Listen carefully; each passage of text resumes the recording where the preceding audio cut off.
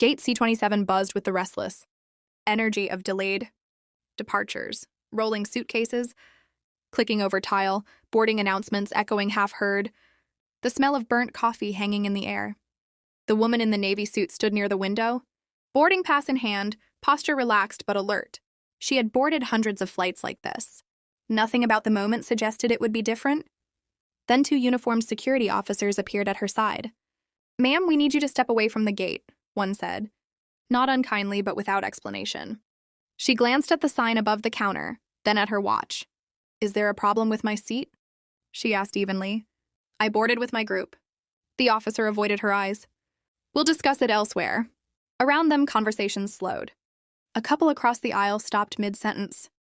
Someone lowered their headphones. The gate agent suddenly became very interested in her keyboard. "I'm happy to comply," the woman said, voice calm, "but I'd like to know which policy I've violated." No answer came. One officer reached for her carry-on, tugging it from her grip. Another placed a firm hand on her arm. The movement was abrupt enough to draw gasps.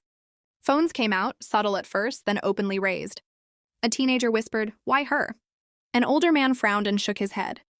The woman's heels slid slightly on the polished floor. As she was guided, pulled away from the boarding line. "I don't consent to being handled," she said clearly. Loud enough for the cameras. Her face showed control, not fear. "Please state the reason." Still no reason was given. As they passed the jet bridge door, a flight attendant stared, eyes wide, then looked away. The announcement chimed again, final boarding call. The irony wasn't lost on anyone watching. The woman's heart beat fast, but her expression didn't change. She cataloged details the way she'd learned long ago. Badge numbers, the exact time on the overhead clock, the names printed on lanyards. Experience had taught her that moments like this mattered later.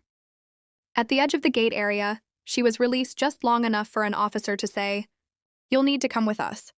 She adjusted her jacket, squared her shoulders, and nodded once. Behind her, the line began to move again, as if nothing had happened. But the air felt different, charged, unsettled.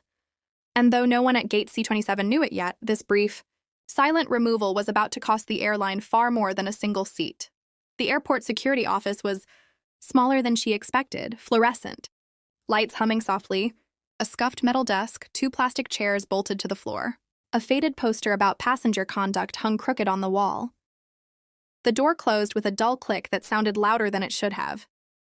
One officer stood near the doorway, arms crossed. Another sat behind the desk, flipping through a tablet as if searching for something that refused to appear.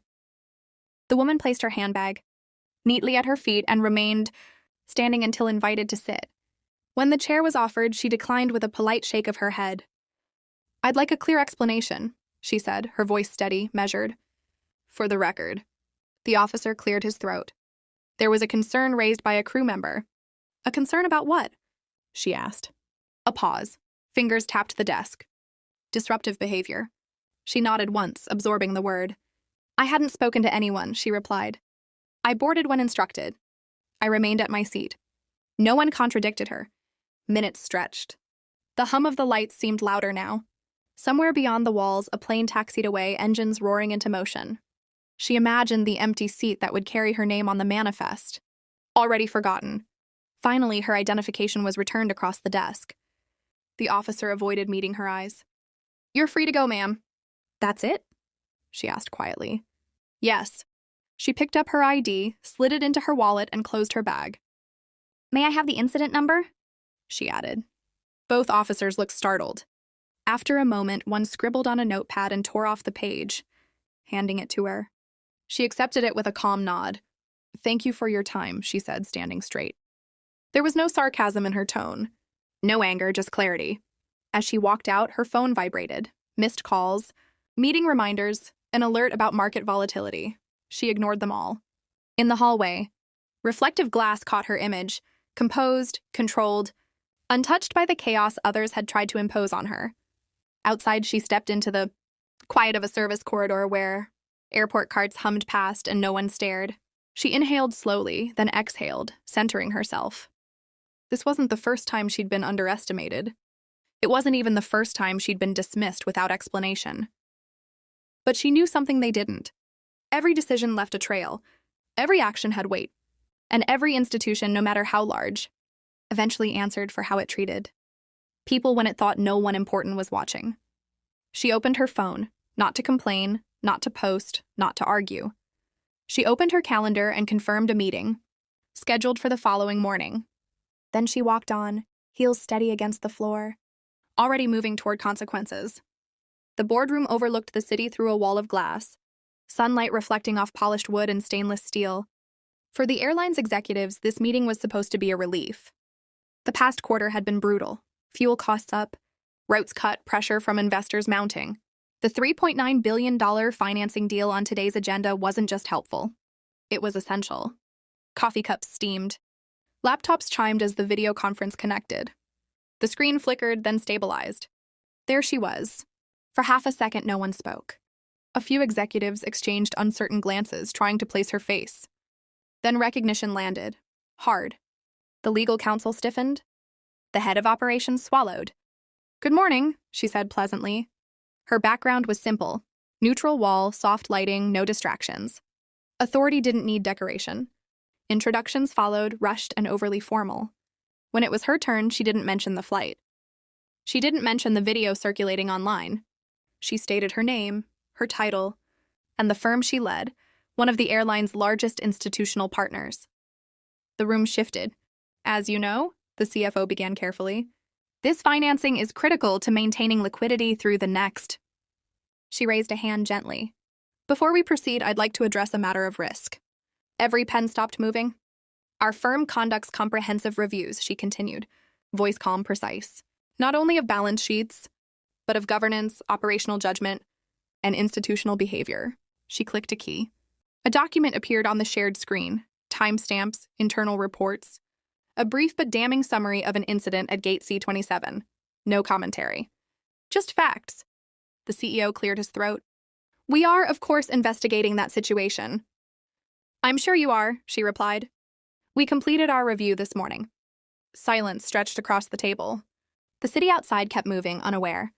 "Given recent findings," she said, folding her hands, "we've concluded that the risk profile of this partnership has changed." The legal counsel leaned forward. "Are you suggesting—" "I'm informing you," she said gently, "that we are withdrawing from the financing agreement effective immediately."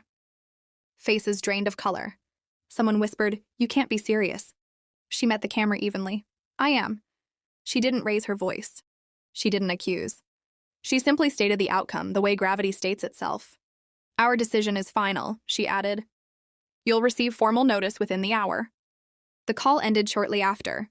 No arguments, no bargaining left to make. As the screen went dark, the boardroom sat frozen, the weight of consequences settling in.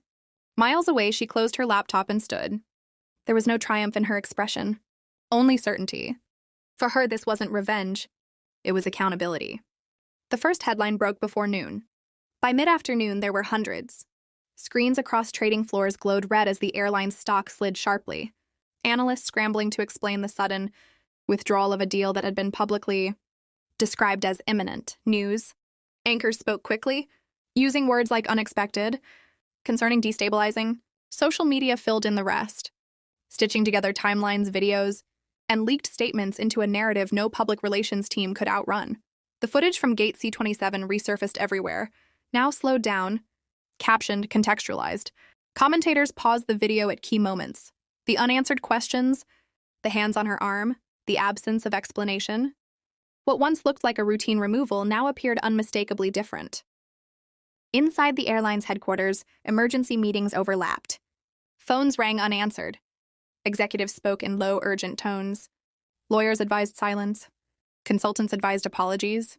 Investors advised neither. They advised exits. Meanwhile, she sat in a quiet lounge at another airport, light streaming in through tall windows. Her new boarding pass rested on the table beside a glass of water. A different airline. A different gate. No stares, no tension. Her phone buzzed constantly, messages from partners, journalists requesting comment, board members congratulating her restraint. She responded to none of them, not yet. When the boarding announcement came, she stood and joined the line. This time, the agent smiled and thanked her by name. She returned the smile, brief and courteous, and stepped forward without ceremony. As she settled into her seat, she finally glanced at the news, just once. The market reaction, the official statement filled with carefully chosen words, the late apology that said much and meant little. She turned the screen off. The plane began to move, the soft pushback humming beneath her feet. Outside, ground crew signaled and waved. Inside, passengers buckled in, unaware they were riding through the aftermath of a lesson taught without shouting. At cruising altitude, the city shrank below, its buildings reduced to patterns of light and shadow. Consequences, she knew, were rarely loud in the moment. They arrived later, measured, undeniable, permanent. She opened her notebook and wrote a single line for an upcoming leadership address. Power isn't proven by how loudly you speak, but by what changes when you stop. When the plane leveled out, she closed the notebook, leaned back and looked ahead. The turbulence wasn't in the air anymore. It was on the ground, exactly where it belonged.